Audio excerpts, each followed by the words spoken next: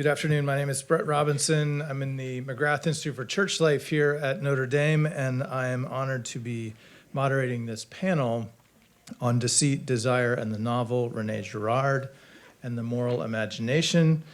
I'm joined by three of the most talented and intelligent people that I know.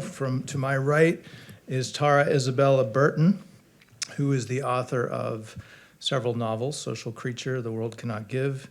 Here is Avalon, along with nonfiction books like Strange Rites, New Religions for a Godless World. And Tara is a visiting fellow at George Mason University's Mercatus Center and a visiting research fellow at Catholic University of America's Institutional Flourishing Lab. To her right is Trevor Merrill, who's a novelist based in Los Angeles. His first novel, Minor Indignities, was published in 2020 by Wise Blood. And his nonfiction writing has appeared in Compact, First Things, and Genealogies of Modernity, among others.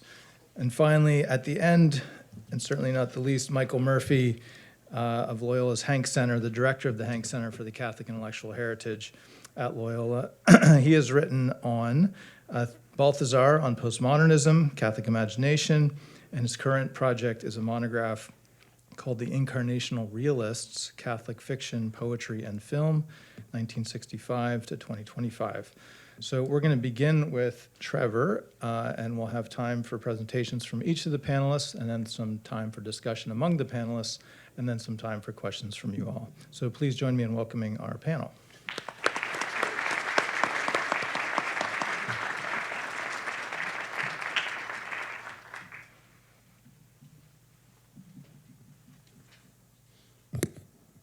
Thank you very much, Brett. Delighted to be here with all of you. I'm going to be talking about Rene Girard and Father William Lynch and the univocal imagination. It's going to take me a couple of minutes to get there. Some of you may be aware that when Rene Girard first came to the United States, where he would spend his whole career, virtually his whole career, in 1947. So he was born in 23, so he was a young man. He landed in New York, but he very quickly ended up in Indiana. Not at Notre Dame, sadly, but at a university about 3 hours south of here by car. He would write in a text entitled Reminiscences of a Young Frenchman in America about his arrival in Indiana. I remember waking up after a night on the train on the single track that ran straight to Indianapolis, with on both sides huge corn plants stretching off into the distance, without so much as a hill on the horizon. I had a feeling of complete and utter culture shock.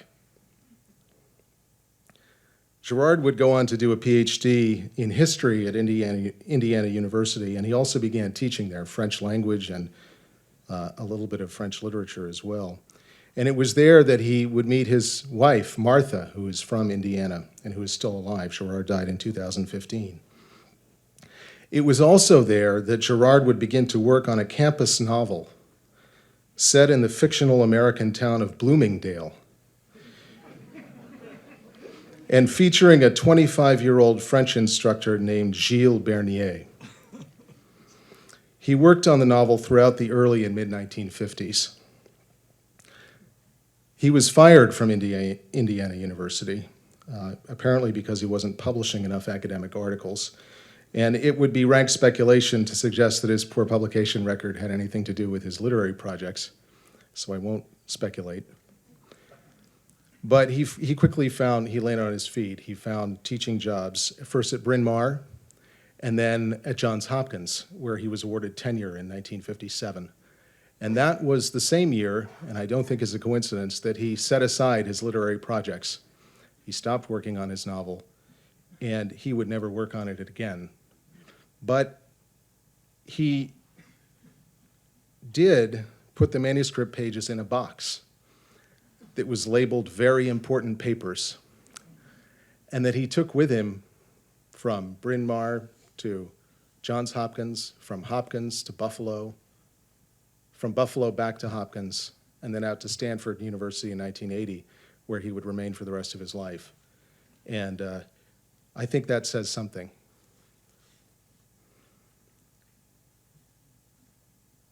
In the late 1950s, he was working on his first book, Deceit, Desire, and the Novel, which I assume many of you are familiar with. Who has read that book? Just out of curiosity, just as a poll.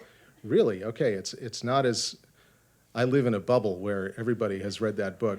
This is a little shot of reality. So he was working on his first book, Deceit, Desire, and the Novel, which is a study of 5 European novelists. And it is, in particular, a study of the workings of what Girard would call mimetic desire in these great novelists, Cervantes, Proust, Dostoevsky, and a few others. And in that book, Deceit, Desire, and the Novel, in the early pages, he describes criticism, and in particular the kind of criticism that he's doing, as a continuation of literature that formalizes the inchoate logic of desire present in the great novels, Don Quixote, In Search of Lost Time, and so forth. He would later say that his critical project consisted in organizing and conceptualizing the implicit insights of those writers and turning them into, and these are his words, real knowledge. In the early 1990s, Girard was asked by an interviewer named Richard Golson, professor, if the literature of the postmodern age can provide insight into the relationships of desire.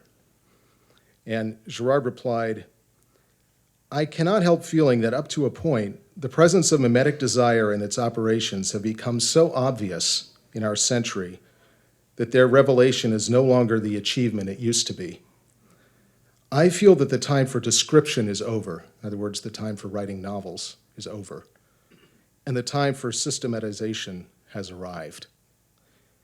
And he goes on to say in the same interview, Virginia Woolf's The Waves is the ultimate and supreme novel. I think maybe there's an English professor here who can tell me, I think it's 1931 or 1930. It is an incredible novel. It is the ultimate and supreme novel, a novel that puts an end to the genre of the novel. The paradox is that this theorist, Girard, who declares that the history of the novel ended almost a century ago, has exerted a huge influence on many of the world's leading contemporary novelists. From Milan Kundera and J.M. Coetzee to V.S. Naipaul, the French writer Mathias Hénard, who won the Prix Goncourt a few years ago, and Elif Batuman, and many, many others, a list that keeps growing. I just read Michel Houellebecq's latest novel, which I don't necessarily recommend. But I don't necessarily not recommend it either. On page 335, there's actually an authorial interpolation in which Houellebecq says, Rene Girard has a theory of desire. He claims that all desire is imitative. This is an amusing theory on paper, but it is in fact false. And then he goes on to explain why he thinks that. How many people are familiar with this theory of desire, mimetic desire? Yeah, okay, so many of you have maybe read Girard's more Christian books, I See Satan Fall Like Lightning, or Things Hidden Since the Foundation of the World. A couple of you are nodding. Well, I'm going to be focusing, unfortunately, I think Deceit, Desire, and the Novel is a Christian book. The Christianity is a little bit less explicit, but I think it's profoundly there. So I stumbled on Rene Girard's work in my early 20s by reading Milan Kundera, who was my favorite novelist in those days. I was living in France at the time, trying to become a writer. In a footnote in his essay, Testaments Betrayed, Kundera says that Deceit, Desire, and the Novel is the best book I have ever read on the art of the novel. So in accord with the mimetic and triangular structure of desire. After reading that footnote, I immediately rushed to a bookstore on the Boulevard Saint-Germain called La Une and purchased a copy of this book, which in French is called Mensonge romantique et vérité romanesque. It's a more beautiful, the Deceit, Desire, and the Novel is a good title, but the title in French is beautiful. It could be translated as maybe romantic fiction and fictional truth, with a very subtle distinction between the two terms in the title. So this book was utterly persuasive to me from the time I first read it. I had just spent 4 turbulent years trying to navigate love and academic life at Yale, and Girard's anatomy of the modern passions of envy, jealousy, resentment, and snobbery rang all too true to me. And I was, of course, unaware of Girard's youthful literary ambitions and his later pivot away from fiction to theory. And I was completely enthused, as Kundera had been, by Girard's defense of the humble novel as having great intellectual weight and seriousness by virtue of its truthful portrayal of the imitative nature of desire. And I would become fascinated by Girard's notion that to write a great novel, a novelist must accept the truth about the imitative nature of his own desire, a truth that is wounding to his pride. Oh, it is not an exaggeration to say that discovering Rene's work changed the course of my life completely. Without it, I doubt that I would have converted to Catholicism. Without his insights, I would not have been able to write the one novel that I have so far been able to write. I have edited and translated Girard. I made a movie about Girard. Actually, I helped somebody else make a movie about Girard. I have to say that because he's sitting right there. I can't take all the credit. And believe it or not, Girard's biographer is my godfather.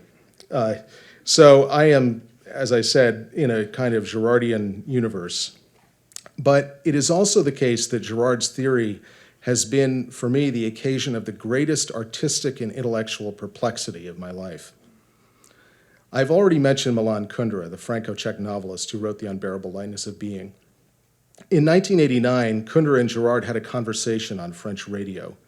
And at one point during that conversation, Kundera said, "If I had read your book, Deceit, Desire, and the Novel, before writing my first works of fiction, I would have had writer's block. I would have said to myself, now you're just illustrating what Rene Girard said. So I had the double pleasure of reading you and of reading you too late." What was a fortunate near miss for him became an all too real dilemma for me. There I was in my Parisian garret, trying to use Deceit, Desire, and the Novel as a creative writing manual.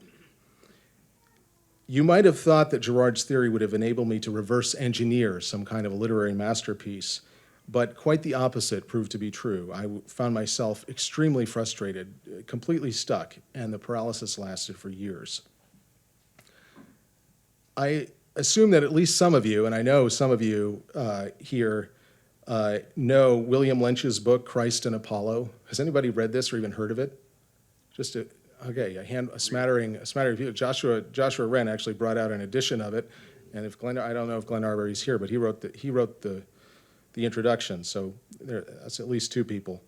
And Paul Contino isn't here, but he has also written about the book.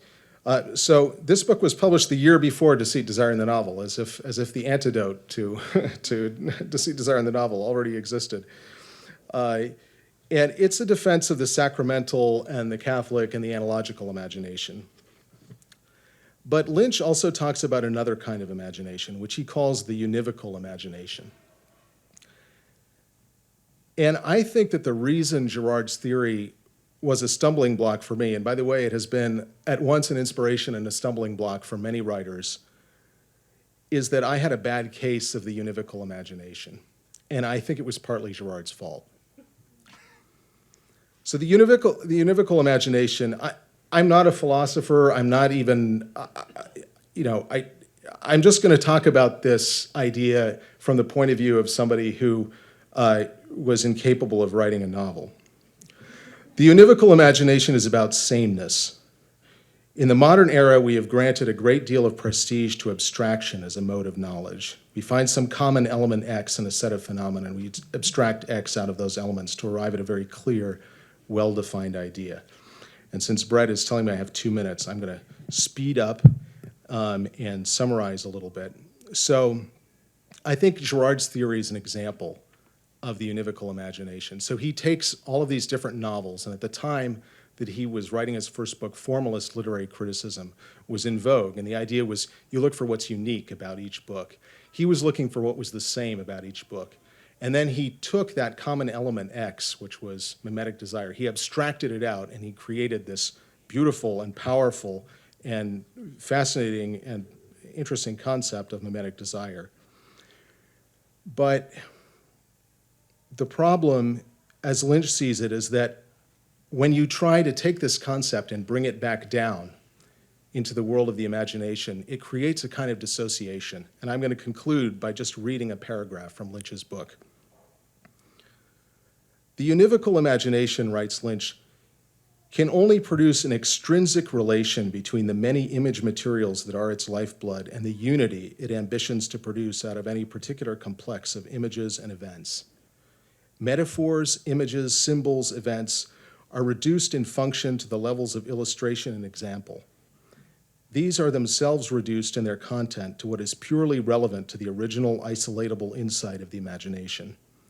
Thus, they are stripped of their own actuality and uniqueness. This actuality is in no sense explored in order to produce any insight.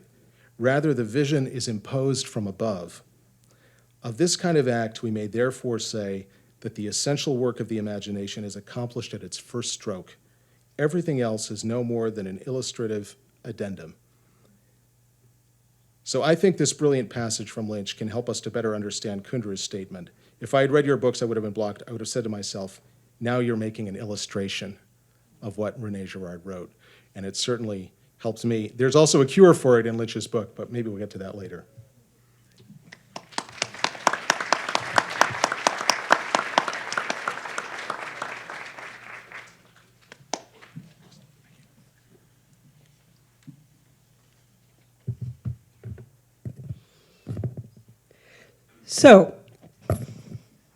So, are novels engines of mimetic desire?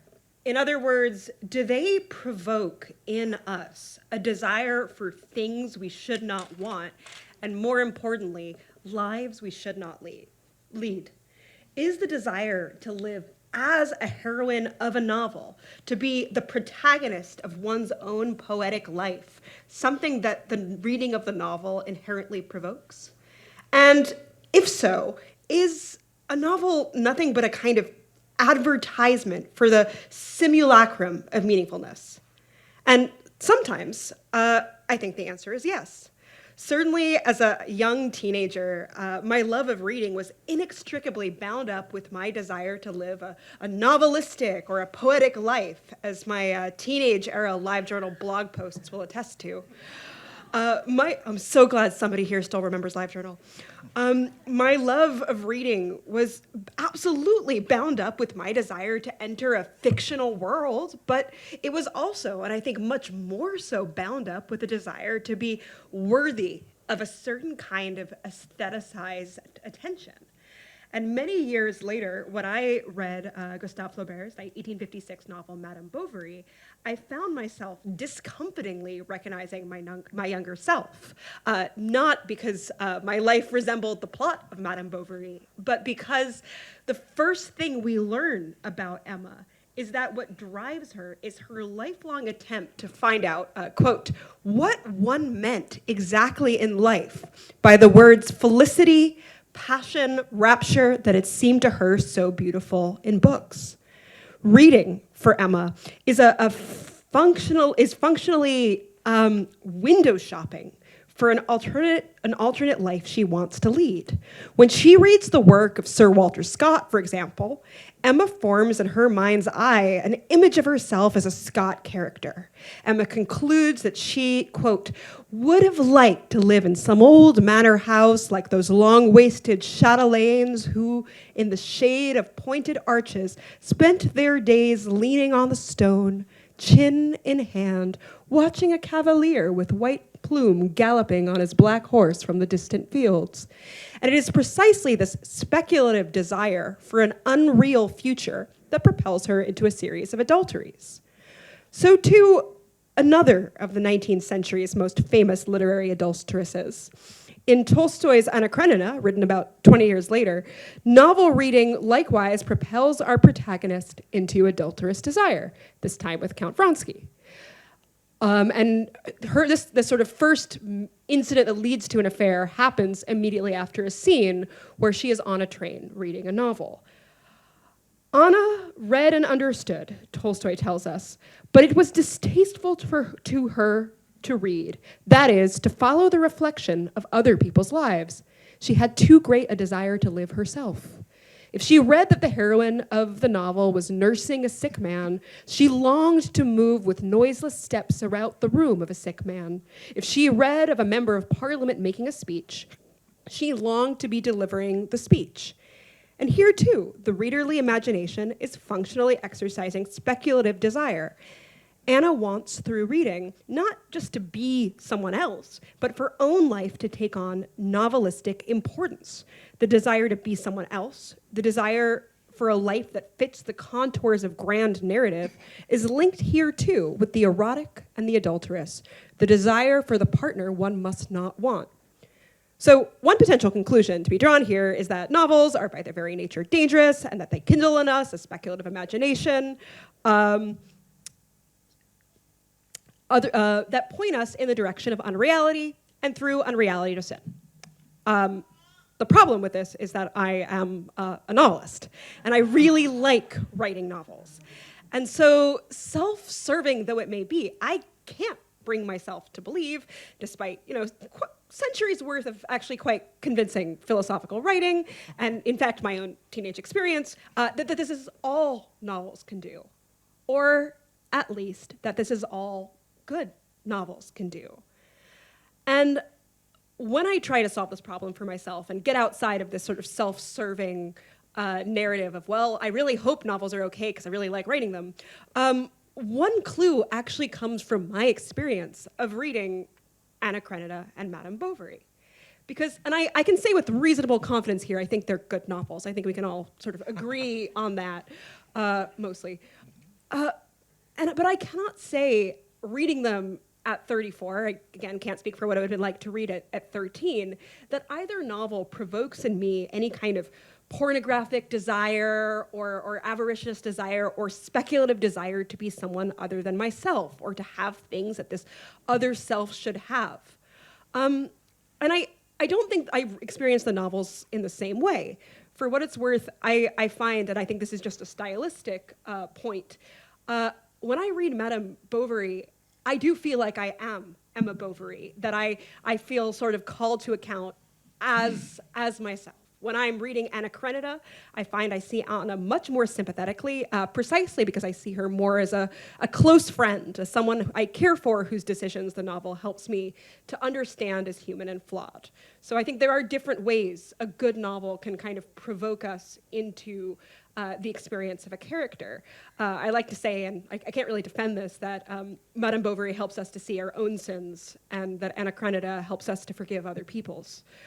But what both novels do, in their really different ways, is foster that kind of understanding through the capacity of my imagination. Something that, for what it's worth, I only really understood fully quite recently when I, a longtime Kindle apologist, switched to reading back to only reading print books, which slowed me down to kind of be aware of that experience.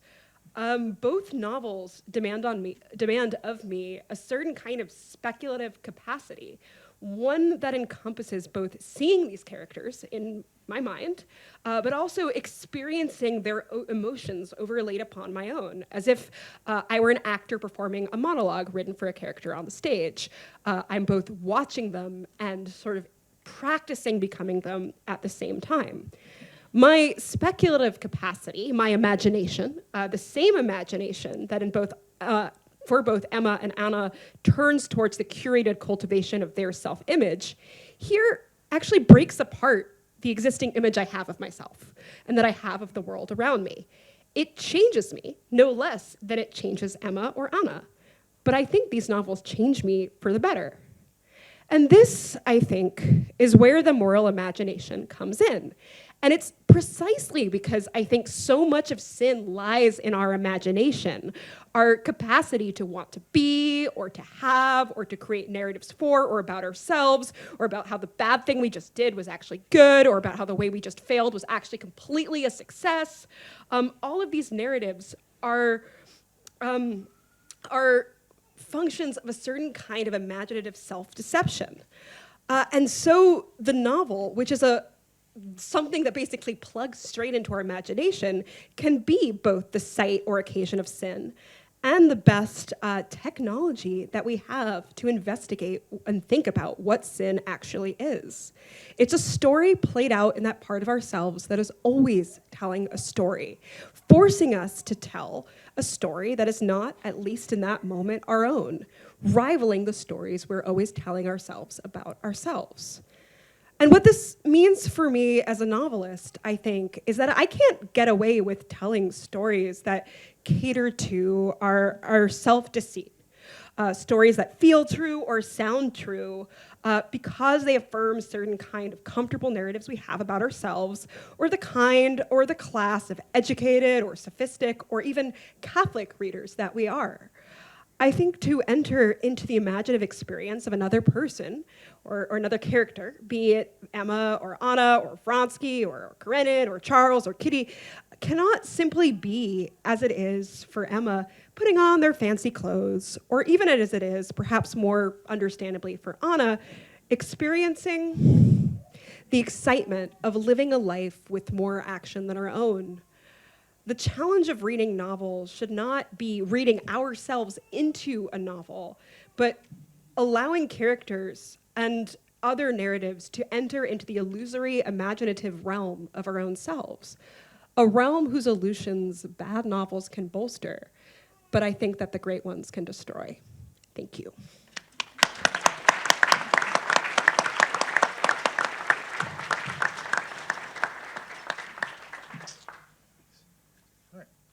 Very good. Good afternoon and a blessed feast of all saints to everybody here. How about we wake up a little bit and on the count of three, please name out loud your favorite saint. Are you ready? 1, 2, 3. Augustine.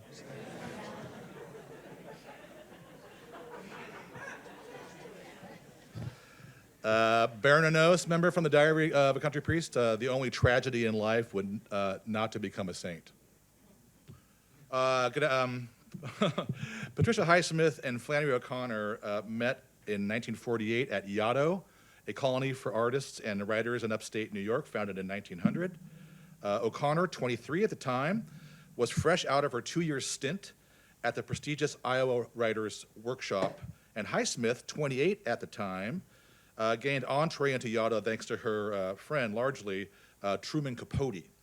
The two writers could not be any more different, and it's quite clear that Highsmith, who in those days, those years, was as mischievous and chaotic as the Norse god Loki, made it her business to have a bit of sport with the young Flannery. And so one night, as the story goes, Highsmith left O'Connor a bottle of bourbon before departing with a crew of Yaddoites to nearby Saratoga Springs, New York, to do some truly extreme drinking. A major storm had been forecast, and when the revelers returned, they found O'Connor, known neither for her aptitude in drinking or for being a follower, kneeling on the porch, pointing at a knot in the beam of deck wood. "What are you doing?" asked Highsmith, to which O'Connor replied, "Look, can't you see it? Jesus' face." The bottle was half empty. And Highsmith later commented that ever since then, I've not liked that woman. For her part, in the 1959 letter, O'Connor wrote, "I went to one or two of these Yaddo parties, but always left before they began to break things." "I did not like that woman," writes Highsmith, adding in an entry later that O'Connor was, quote, "the new writer Capote likes very much. Maybe another McCullers, I don't know. I expected from the name a racy colt with reddish hair and a 6-gear brain, but she personifies Iowa once removed from Georgia. which she is. We hear this kind of thing often enough from some of O'Connor's peers, and see again today how O'Connor buries her undertakers. Oh, I think I missed a slide. Okay, there's Highsmith. Try to get this right here. That's Highsmith, and then Flannery. Clearly, I did not like that woman, but why? Clearly, it's a collision of world and cosmic views, of competing theological, aesthetic, and social visions. Highsmith was famously irreligious. O'Connor, on the other hand, was in her weeks at Yaddo in a particularly mystical, prayerful, and even theologically romantic stage of life, the contours of which we see strikingly rehearsed in her prayer journal. She sees an image of Jesus in the knotty porchwood. So many 23-year-olds, unaccustomed to strong drink, have done and will do the same. But what Highsmith does not fathom is the road O'Connor is on. And a few years later, in a letter to Betty Hester, O'Connor wrote, quote, "If you live today, you breathe in nihilism. It's the gas you breathe. If I hadn't had the church to fight it with, or to tell me the necessity of fighting it, I would be the stinkingest logical positivist you ever saw right now." For O'Connor, the terrain of theological engagement and witness is found precisely in the art of creative writing. Quote, "Fiction is about everything human, and we are made of dust." She writes in Mystery and Manners, quote, "And if you scorn getting yourself dusty, then you shouldn't try to write fiction. It's not a grand enough job for you." This job is premised on the reality of the transcendent and what O'Connor develops as incarnational, what she calls, though, Christian realism. The writer operates at a peculiar crossroads where, this is a quote, "where time and place and eternity somehow meet." The writer's problem is to find that location. That's Maya Hawk. And, my main objective here in my short minutes with y'all is to consider such, what did I just say, y'all? I'm from California.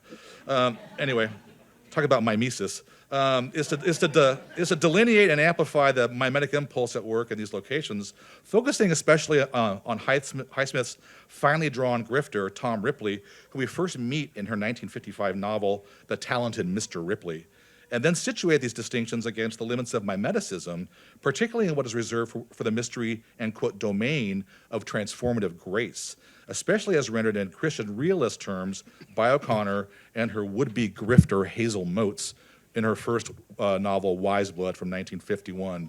I will integrate the singular contribution of mimetic dynamics of Rene Girard throughout in order to draw a stark contrast in approaches to literary art, literary theory, and theological imagination. Just briefly, readers of Girard will know his central view that mimesis is the great behavioral reality of human persons and cultures. Humans learn most everything, including what to desire, from models and imitate them as a natural matter, of course.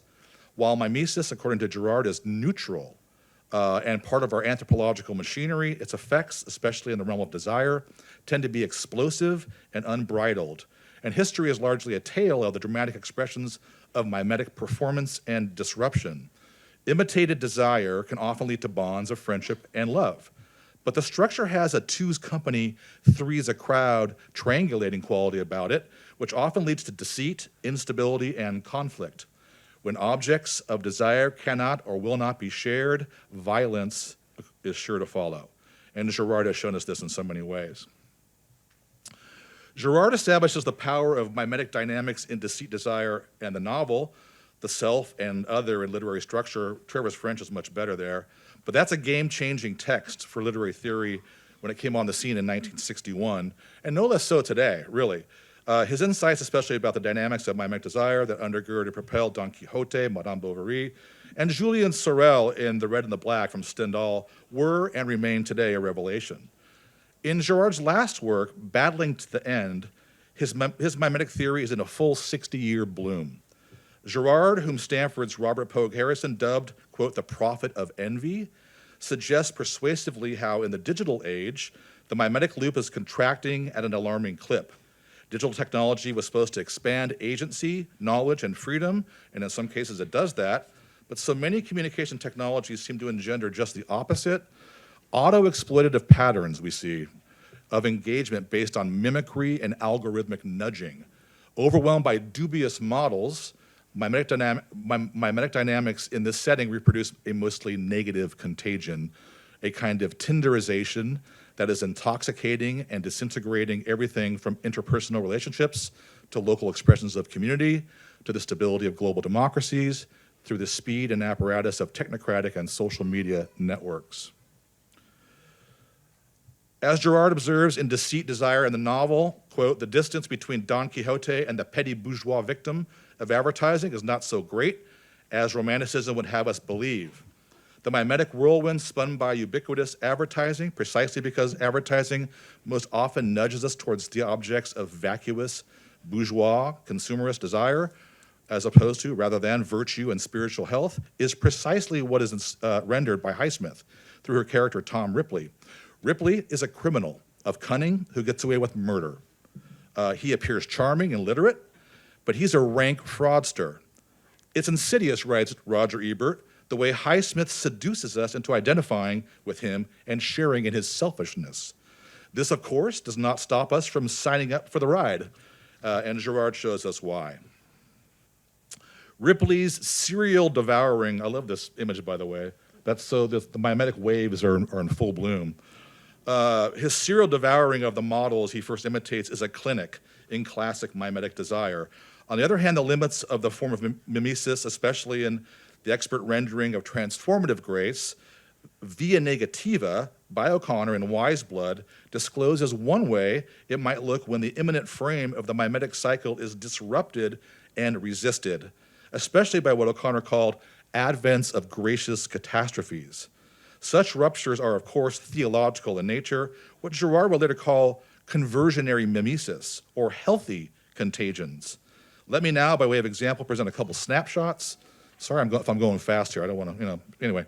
So as to add trousers to mouth on my remarks, and to laser in on the mimetic phenomenon as rendered in our two texts. So Deceit is first.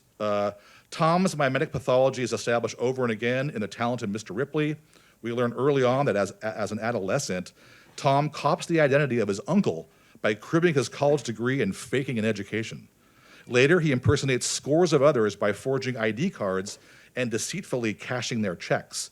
When he arrives in Italy to lure Dickie Greenleaf back to New York, the project is immediately scuttled as the mimetic contagion triggers Tom to escalated desire. He does not really want to help Dickie. He wants to consume him. Tom unconsciously imitates Dickie's gait, the way he walks. He increasingly mimics his speech patterns and mannerisms, and attempts even to out-Italian him. The tide turns when Dickie catches Tom in his room playing dress-up with Dickie's wardrobe. He wants to be in Dickie's skin, a desire that reads both mimetically and homoerotically. He chose a dark blue silk tie and knotted it carefully. The suit fitted him. He reparted his hair and put the part a little more to one side, the way Dickie wore his. "Marge, you must understand that I don't love you," Tom said. "I do love you, Margie. My wife's name is Margie. She's right there." Be assured of my devotion. Tom said into the mirror in Dickie's voice, with Dickie's higher pitch on the emphasized words.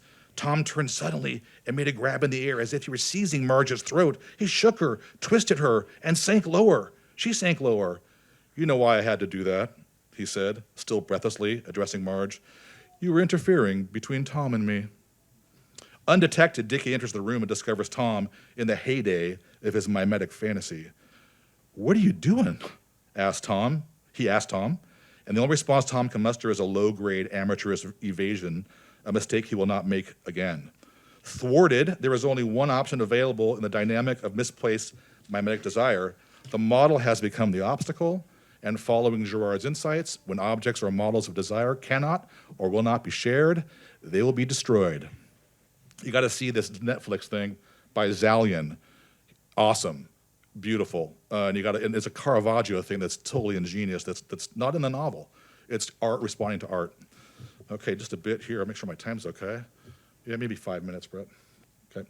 Quite like Dante's Divine Comedy, Wise Blood begins with the protagonist moored in a dark existential abyss. In Hazel Motes' case, The darkness takes the form of an encased sleeping compartment in a train that is barreling down the Georgia track toward Hayes's past.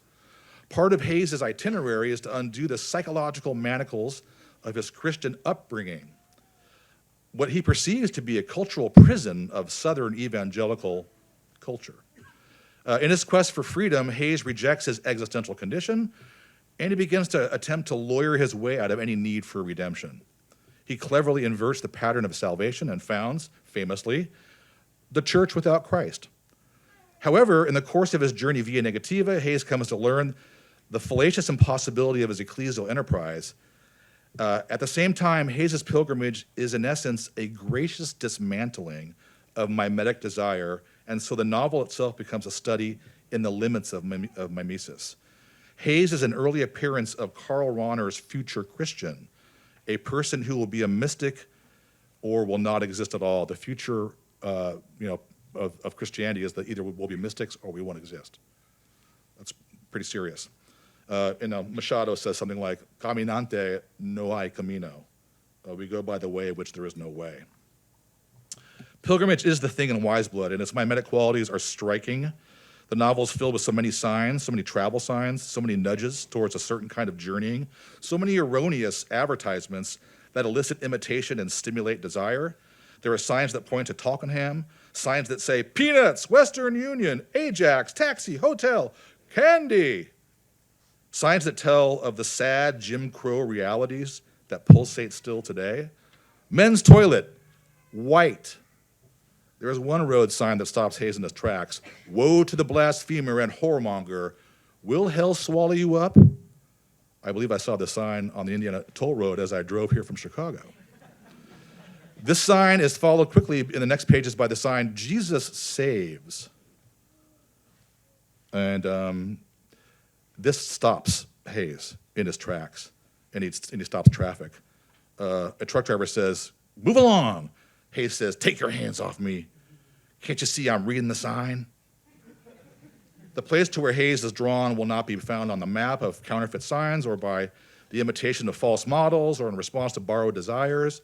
The destruction of his prized car, that rat-colored Essex, shows the pivotal location of the pilgrim. Nobody with a good car needs to be justified, declares Hayes early in the novel, an insight so fundamentally American and so fundamentally mimetic in its Madison Avenue advertising orthodoxy. And so the car's demolition itself becomes a sacramentally charged, triple-laden sign.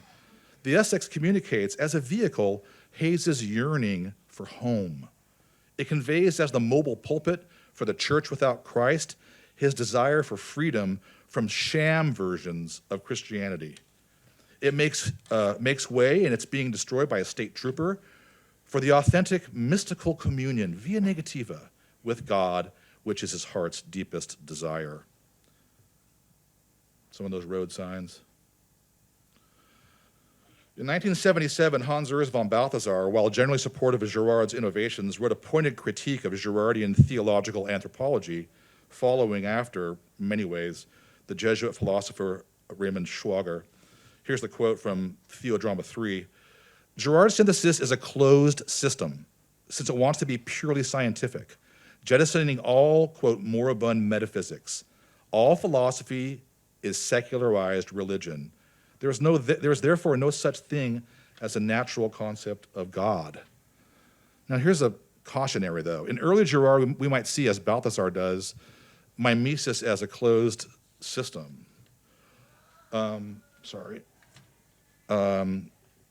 this may be a red herring, as from his very first days as a revert to Christianity, and Girard has this amazing train experience of conversion, of reversion, that Sam Sorich and Trevor beautifully render in this film you must see, Things Hidden. This is an amazing film, you gotta see it. Girard had both experience of and a thoroughgoing respect for the mystical. His conversionary mimesis is really a kenotic mimesis. It is a Christ-imitating style of agency, a habit of both action and discerned, needed inaction that exalts prayerful relationship with the divine as primary via the means of human will, reflection, and conscientious resistance. Consider this from Girard's last book. Quote, it is up to us to reestablish transcendence by resisting the irresistible attraction that others exercise upon us. And that always leads to violent reciprocity. To imitate Christ by keeping the other at the right distance is to escape the mimetic whirlpool. No longer imitate in order to no longer be imitated. Something there. Last move. Mimesis is an essential reality of mediation and can even be sacramental in its way, but it cannot be confused with the source of divine grace, which is both uncreated and, when it wants to be, unmediated. We see in Highsmith that, left to our own unaided devices, mimeticism can be a real disaster. O'Connor, on the other hand, shows us that some things remain inimitable, right? That some things are reserved not for imitation of human makers, but for communion with and through the divine maker. Personal and ecclesial experiences of communion, fashioned in grace, pluriform in kind, and truly durable. As St. Augustine hears from the mouth of Christ in prayer, and distills so perfectly for the rest of us, quote, "I am the food of the fully grown. Grow and you will feed on me, and you will not change me into you like the food your flesh eats, but you will be changed into me." Thank you very much.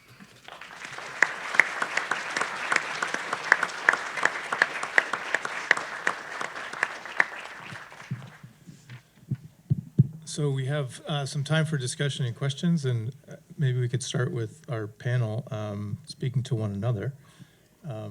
Wondering, I'm hearing a thread of something about anti-mimesis in some of your comments, I guess both in a positive and negative sense, and I wonder if you could comment on what maybe anti-mimesis looks like for the novelist, for our novelists.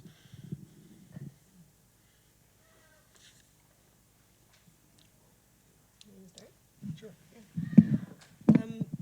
So, thanks. I'm torn on mimesis, anti-mimesis as a kind of framing, precisely because I think, and I've been working this out in my own mind now, so I'm still, I don't know that I have a programmatic thought about it, but it seems to me that sort of two things are necessary for the novelist, or for me as a novelist, to like believe in what I'm doing. And one of them, I think, is perhaps an awareness that the novel is not real to the extent that there is something that I am attempting to capture about reality that is sort of asymptotic. I am never going to get there.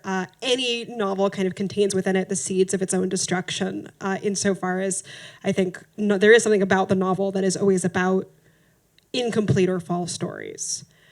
At the same time, I think that there is another conviction that I don't know if you share this, Trevor, but I think many novelists do, rightly or wrongly, that there is something real going on, that there is not, the fictional world is not merely a field of imitation of the quote unquote real world.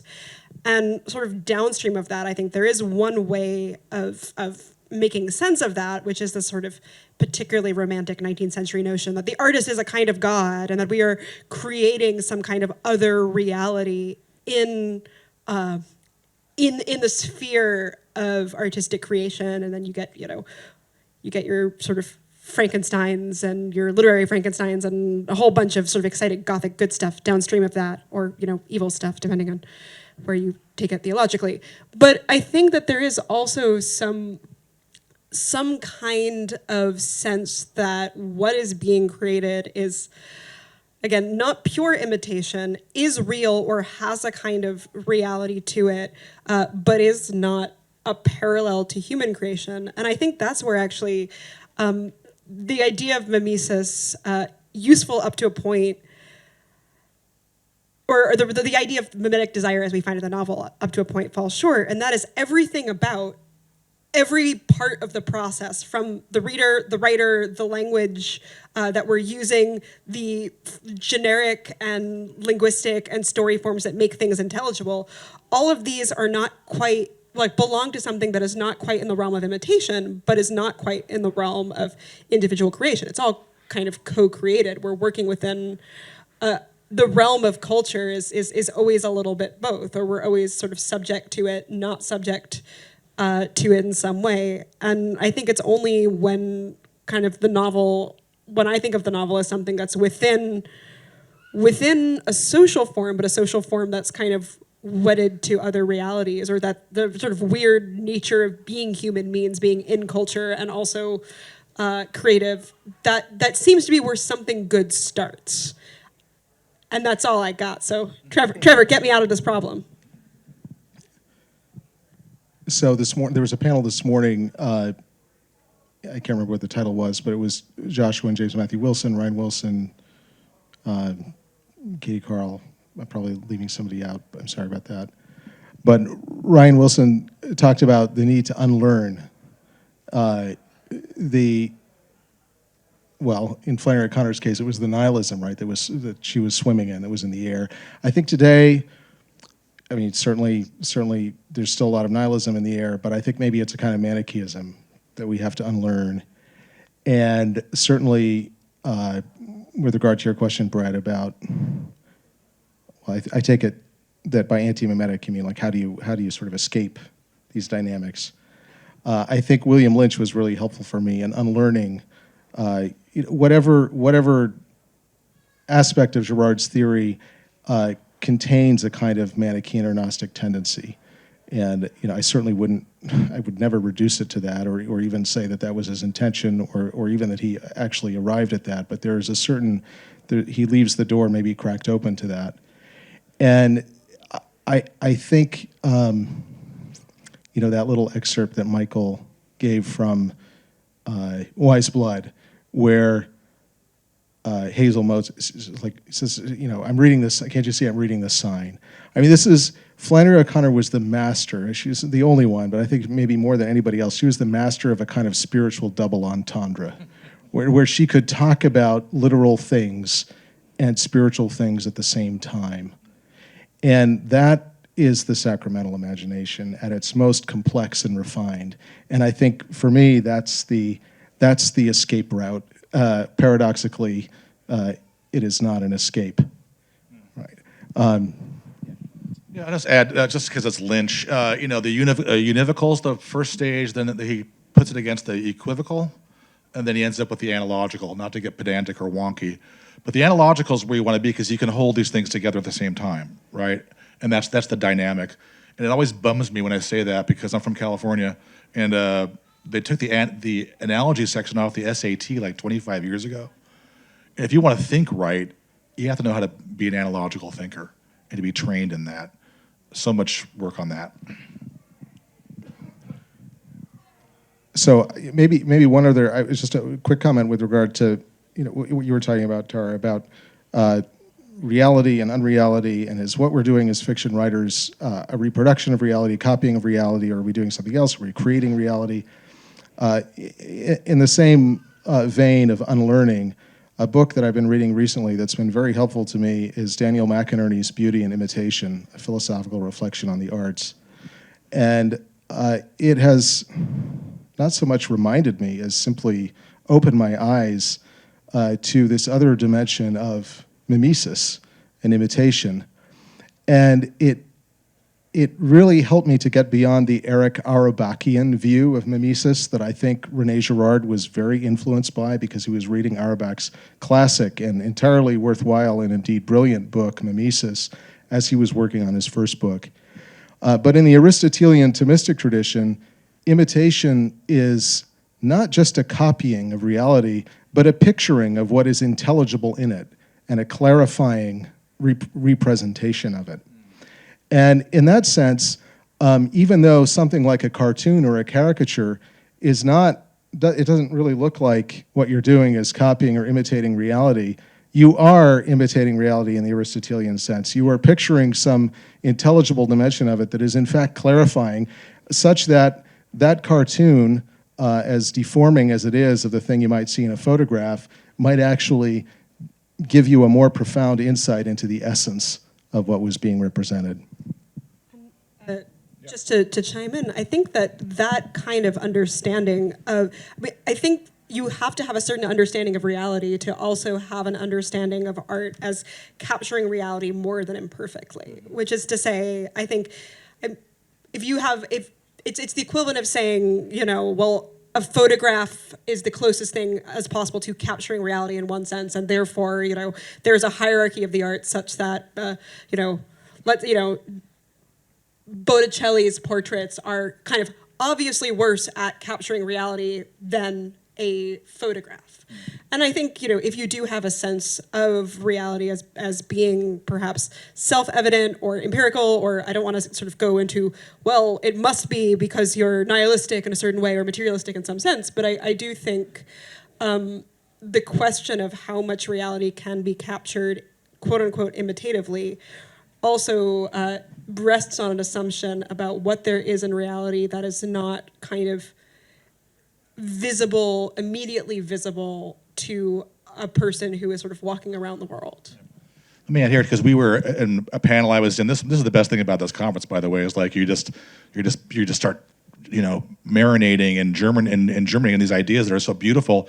Panel this morning on Jan Fosse, septology. Tony Domestico. Tony, are you in the room, Tony? I don't mean to call you out, but Tony had a great thing working off of David Jones's Art and Sacrament, right? So we were on there's the triumvirate of techna, poesis, mimesis, kind of Greek triumvirate of making, right? And Tony took it to a sacramental form of making and interpreting through the arts. And so the idea was like, I'm not painting this tree, that tree out there. The tree lives on my canvas in this form through paint. I think it's subtle, right? When we, with grace, received the real presence, it's the real presence in that form. So it's kind of it's a taxonomy and a grammar of making and imitating the limits of mimesis, the potential for it, something like that. Anyway. Some questions in the audience. Let me bring you a mic. Hi, going off the last comment, I was wondering about how does imitation get incorporated into a theological understanding of art making, say like Tolkien's view?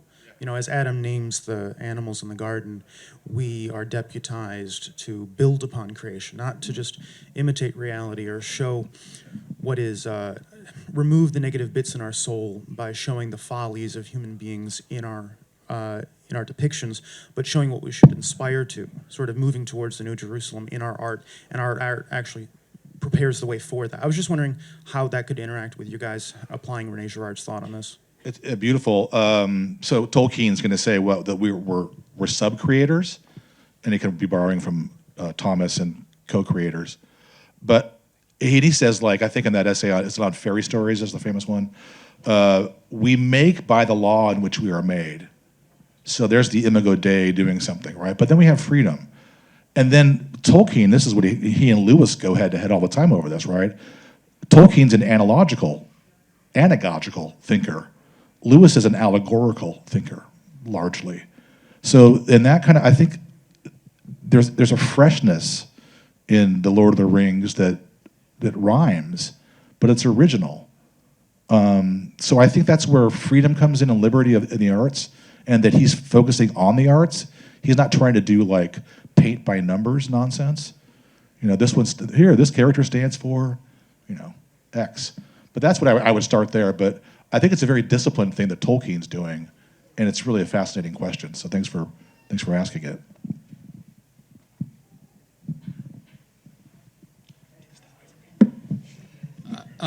Excuse me. I just wanted to make two comments, really. I was in the room when Flannery O'Connor gave her lecture of Mystery and Manners at this university, yes. I think it was a sophomore or something like that, so I'm really young. And my comment is that, yes, I'm a relic, as somebody said. First class, I want you to know. Was that Maritain's art and scholasticism meant so much to her.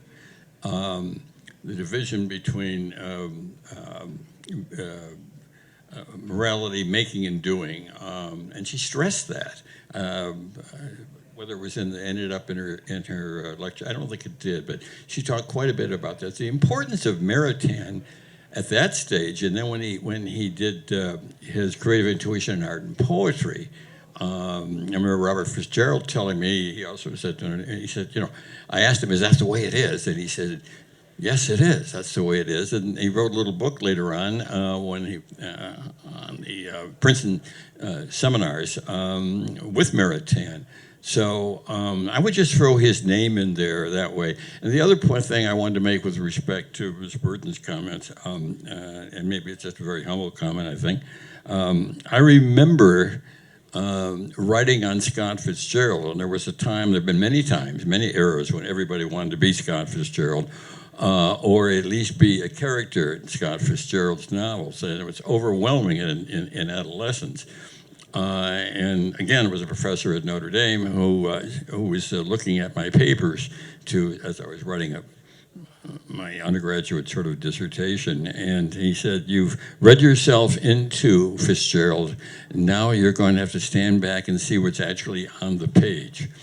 And I found in those days the new criticism coming out of Yale was a distancing thing. You looked at it to see how it was made, and at least for people in my generation, that was really important. It's an object. And how was it put together? And that really separated you from all this sort of daydreaming and reading into.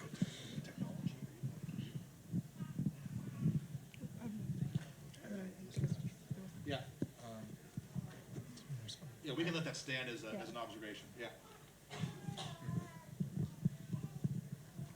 Thank you so much for your talks. I don't know who this question is for, maybe just in general. Does Girard ever make it past university? So you may be familiar with the distinction he draws between external and internal mediation. In other words, the novels that Tara was talking about are novels, well, Tolstoy is complicated, but Madame Bovary is a novel of what Girard would call external mediation, in the sense that Emma lives in the provinces, her models live in Paris, or else they are fictional characters, and so she will never encounter them. She can imitate them. She can even feel sad that she can never achieve a life as glamorous as theirs, but they will never become her rivals. And then there are novels of internal mediation in which the character imitates his model, and the model then imitates his imitator, and the two get into a mess. And so within the framework of mimetic desire, you do have difference. So to describe Rene Girard's theory as an example of the univocal imagination is a little bit polemical and a little bit unfair. And I do think that there is an analogical dimension to Girard as well.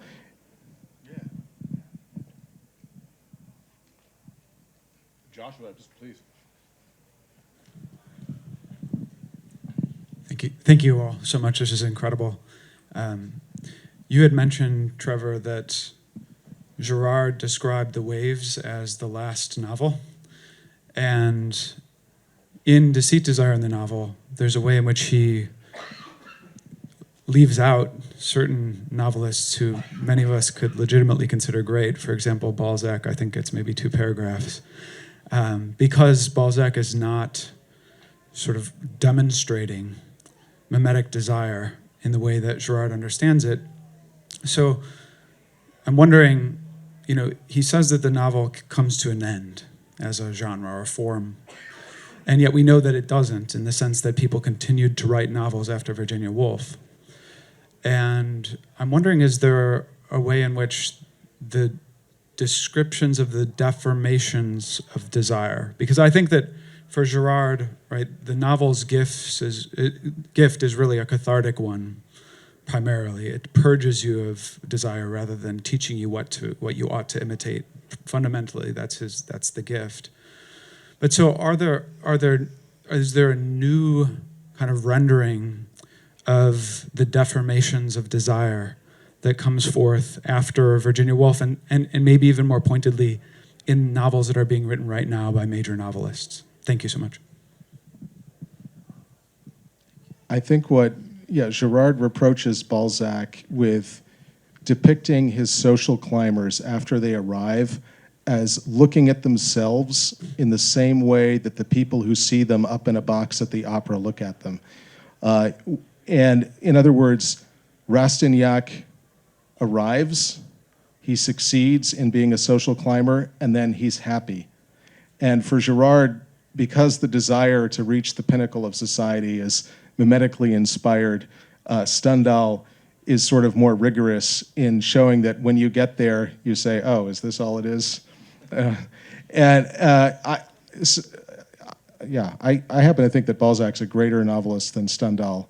And so I'm in sympathy with your question with regard to Balzac.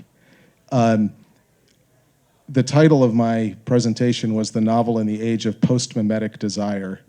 And that was a reference to a comment that Girard made. It was his riff on the Oscar Wilde quip, there are only two tragedies in life.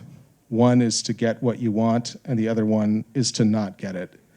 And Girard said, yes, this is what happens. Either you desire what your model desires, and your model prevents you from gaining that thing, and that's very frustrating, and that's really unfortunate. Or you defeat your model and you get the thing. But because you only wanted it, because your model wanted it, once you get it, you don't want it anymore. It means nothing. And he says that's the worst kind of tragedy.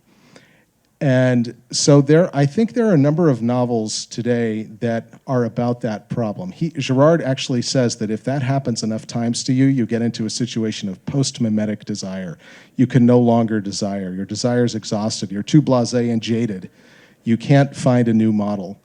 And I think I won't get into all of them, but there are a number of novels that deal with this problem, sort of the ebbing of desire. They tend to start after a classic novel would end, like the marriage plot leads to marriage. Well, these novels start after marriage when you become disenchanted.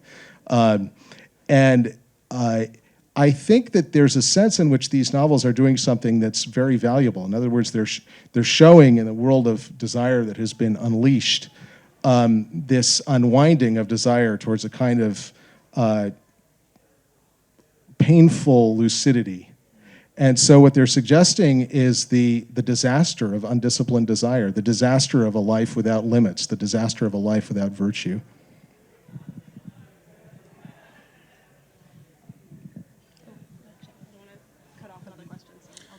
We have time for one more question. I was wondering for Trevor and for Tara if you could talk a little bit about how your understanding of mimetic desire has affected your work in terms of character development and how mimetic desire can shape characters' interactions. I'd say my first two novels in particular were deeply about this. My first novel was sort of in a sense, an answer to a female talented Mr. Ripley is what it's been called, and kind of very much not unfairly. It was consciously in response to that. And I think something that I have been interested in for a long time is that dynamic between the erotic desire to be like, or to understand oneself through another. But I think that maybe because it's been sort of an obsession for so long, it's something that I'm interested in only up to a point. And I think what I'm increasingly interested in now is the sense of ourselves that I think we have, or I have, as unfinished, and the way in which mimesis is a response, and perhaps at times a sort of understandable response to a kind of just the human quality of being kind of completely dependent socially, emotionally, and narratively, that we finish ourselves through, or are finished by the world, through the kind of literal sense in which we do in fact need quite a lot of caretaking as small animals, but also in terms of in and through language, in and through story, we shape ourselves and are shaped. And there's a desperation in that, there's a beauty in that, there's a dependence in that. And also at the same time, I think there is something about who we are that is irreducible and not like the me that is shaped by the same forces exactly as, you know, a version of Trevor that has all of the same biographical facts as me is not the same person. And I think sometimes when we talk about that, the word authenticity gets thrown around. And actually I think what makes Anna Karenina so good is I think Anna's mimetic desire is tied up with her search for whatever that something is.